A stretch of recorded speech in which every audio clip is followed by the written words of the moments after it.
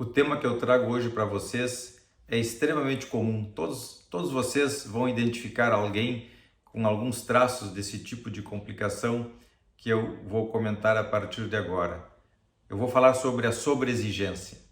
Aquelas pessoas que são aceleradas, que não param nunca, que fazem além da conta, que produzem muito mais que o necessário, que são pessoas cobradas, exigidas, demandadas, que não conseguem ficar parado um segundo, que estão sempre produzindo e criando alguma coisa, estão sempre ocupadas, que não se dão tempo, que não levam em consideração as suas necessidades, que estão sempre alertas e atentas, digamos assim, no ambiente ou nos movimentos das necessidades das pessoas,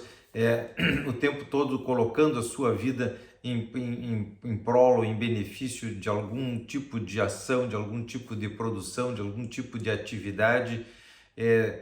numa cobrança interna exageradamente grande, muito além do necessário. São pessoas que terminam tiranas consigo, porque se cobram, se exigem um ritmo acelerado de trabalho e de vida, e consequentemente são tiranos com as pessoas que estão na volta, no entorno. Cobram a mulher, cobram os filhos, os amigos, cobram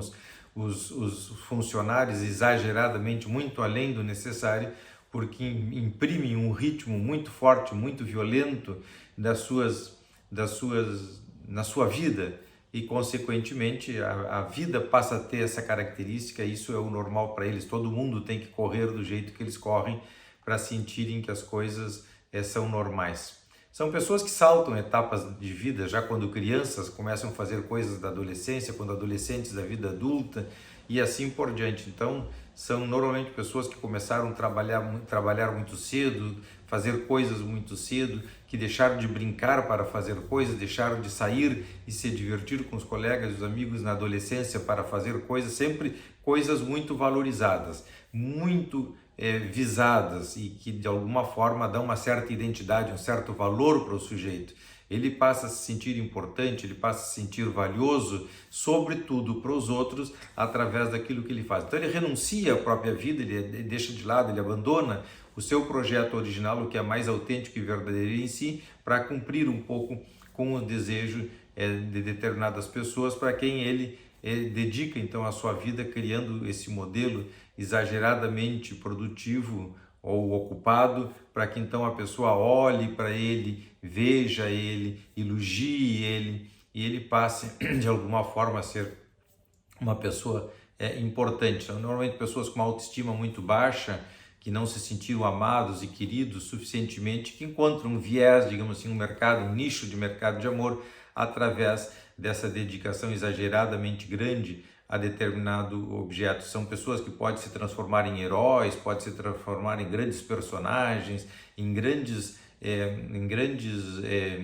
veículos, digamos assim, transmissores de determinadas ideologias. Eles não se importam com a vida deles, se importam com o que as pessoas olham e admiram e veem neles. Dessa forma, então, a demanda passa a ser um estilo de vida. É claro que também isso pode se expressar na conquista do dinheiro, do trabalho, do crescimento, do ser grande, do ser o mais importante. Se mistura um pouco com o tema do narcisismo em algumas circunstâncias, e com isso eu quero dizer que as motivações inconscientes que levam que uma pessoa tenha esse tipo de manifestação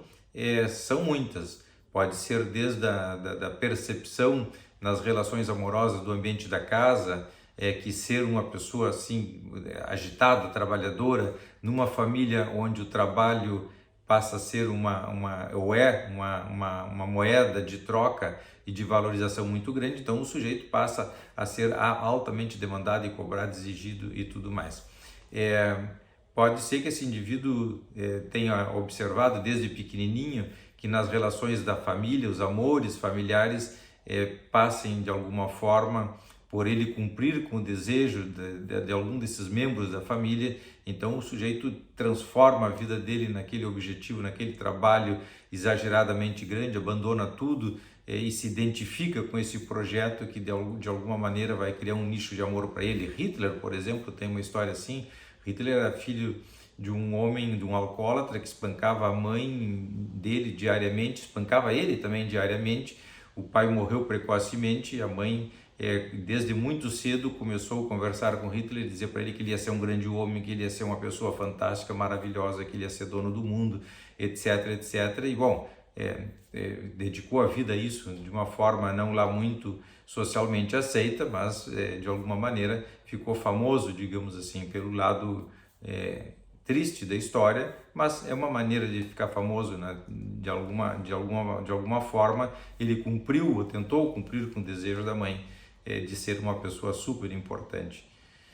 Então, são diversas formas que a criança tem, ou o adolescente tem, de ir encontrando nichos amorosos através desse viés da sobreexigência e de cumprir com o desejo do outro e tudo mais. Mas nós temos também os mandatos internos, mandatos familiares, o mundo interno do sujeito também, a tirania que cada um traz dentro de si, também é um componente muito importante, talvez o mais importante de todos, que de alguma forma inclusive predispõe o sujeito a estar alerta e perceber essas necessidades todas do ambiente, essas opções, digamos assim, amorosas do ambiente da casa e da família, que faz com que de repente ele enxergue, detecte e ative dentro dele toda essa tirania, essa severidade para com ele, abandonando o projeto de vida dele e se dedicando a esse trabalho desenfreado na vida, essa produção,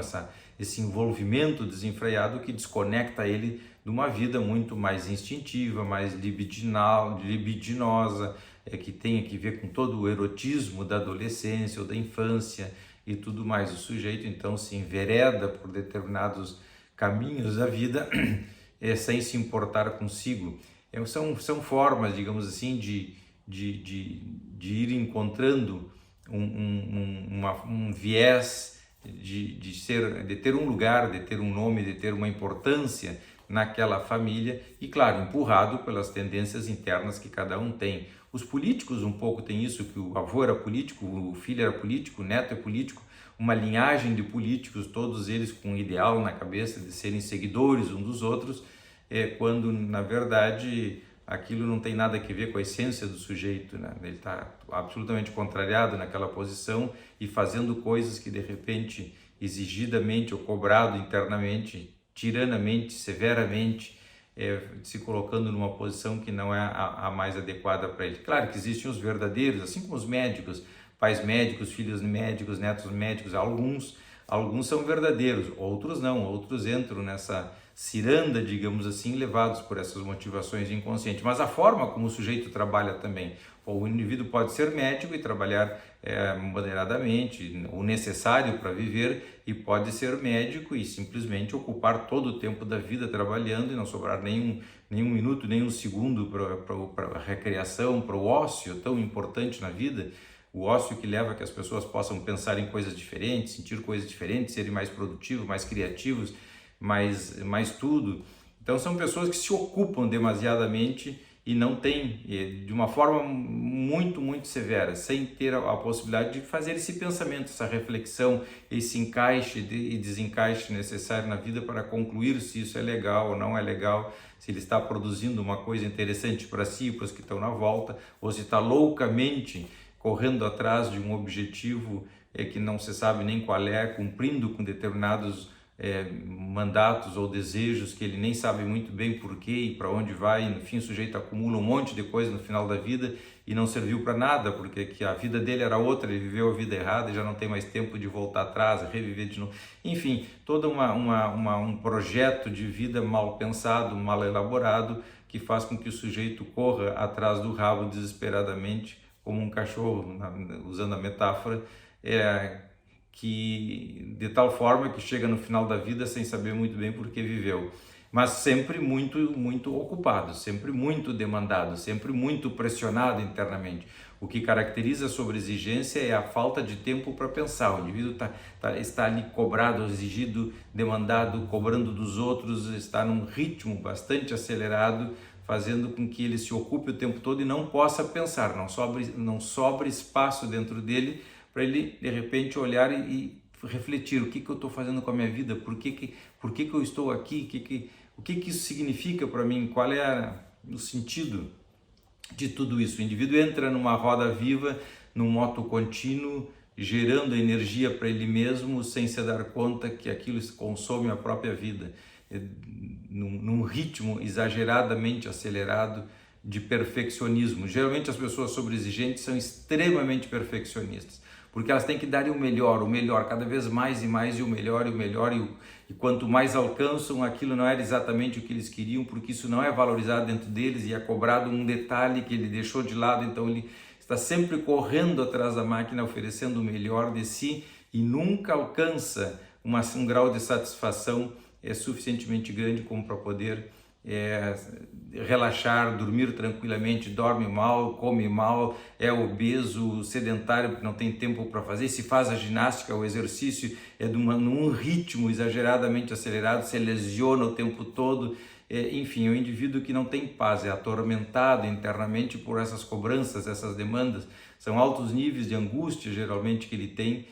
impedindo que ele sente, relaxe, desfrute, curta aquilo que ele mesmo construiu, que pode ser uma família legal, pode ser um trabalho legal, pode ser um dinheiro legal, umas férias legal, um jantar legal, não, tudo é muito, sente e levanta muito exigido, cobrado, de tal forma que ele é aspirado, retirado, arrancado muitas vezes do ambiente que ele criou com pessoas legais, mas que ele não pode desfrutar porque aquilo já não serve mais, ele já tem que conseguir outro ambiente, outro lugar, uma outra mulher, casa, separa-se e busca de novo e começa tudo outra vez, porque não há nunca um preenchimento, uma satisfação interna de forma que ele seja reconhecido naquilo que ele está fazendo. Então, uma pessoa que vive dentro desse padrão, digamos, entre aspas, de normalidade, para ele isso é normal. Se tu questionares a vida é assim, ele vai se sentir muito mal de tirar férias e ficar uma semana, 10 dias ou 15 dias parado sem fazer nada. Ele precisa ter o ritmo, porque o ritmo dá identidade para ele.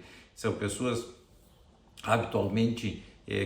com tendência a complicações cardíacas, a hipertensão arterial em algumas pessoas está relacionada com isso, são pessoas que habitualmente morrem de patologias do coração. O coração é o órgão que se presta para expressar esse tipo de complicação que o sujeito tem, infartos, mortes súbitas, quando algumas pessoas dessas, quando tomam consciência do que fizeram com a sua vida, muitas vezes se decepcionam com tal magnitude consigo mesmo que infartam, tem infartos fulminantes com paradas cardíacas, infartos muito grandes com paradas cardíacas e muitas vezes não podem ser ressuscitados, tratados e tudo mais. Então são pessoas que têm morte súbita,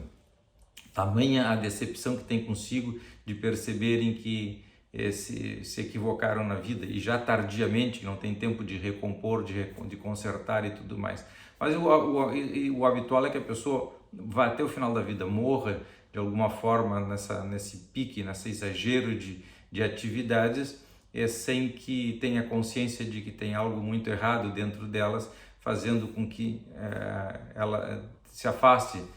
brutalmente do seu projeto original de vida e tudo mais. São pessoas então que vivem doentiamente sem saberem que estão doentes. E a solução passa fundamentalmente pela desidentificação, pelo desencaixe dessa situação toda, por não cumprir com esses mandatos, por não estar ao serviço dessa tirania toda que o sujeito traz dentro de si, de se querer mais, se beneficiar mais, se oferecer mais, ter um ócio que permita que ele pense em determinados momentos se aquilo é legal ou não para ele, o que ele está reproduzindo da sua história de vida, da história dos seus antepassados. Às vezes o sujeito, a gente vê, nós vemos isso muito, sabe em quem? Nos imigrantes e filhos de imigrantes, que seguem no mesmo pique de quem chegou uma ou duas gerações atrás, trabalhando como se tivessem ainda toda aquela gigantesca dificuldade de adaptação, de sobrevivência, e juntam, sem terem a capacidade de pensar com profundidade, que já aquele momento já passou, já não são mais imigrantes recém-chegados, já não estão lutando pela sobrevivência do dia a dia, mas podem imprimir um selo, um ritmo diferente. Não, eles estão ali trabalhando dia e noite sem parar, não gastam, não comem, são miseráveis em várias coisas, sempre com a ideia de que o passado a sombra do passado pode vir de novo e consumir e ter que viver tudo aquilo outra vez. Fazem reserva de comida, fazem reserva de dinheiro, fazem reserva de toda a ordem, são bastante miseráveis muitas vezes na forma de disponibilizar para as pessoas para a família que eles criaram, para o ambiente que eles criaram, um recurso, um bem-estar mais interessante, porque estão sempre recém-chegados, desembarcaram há poucos instantes e estão ali rompendo com todas aquelas barreiras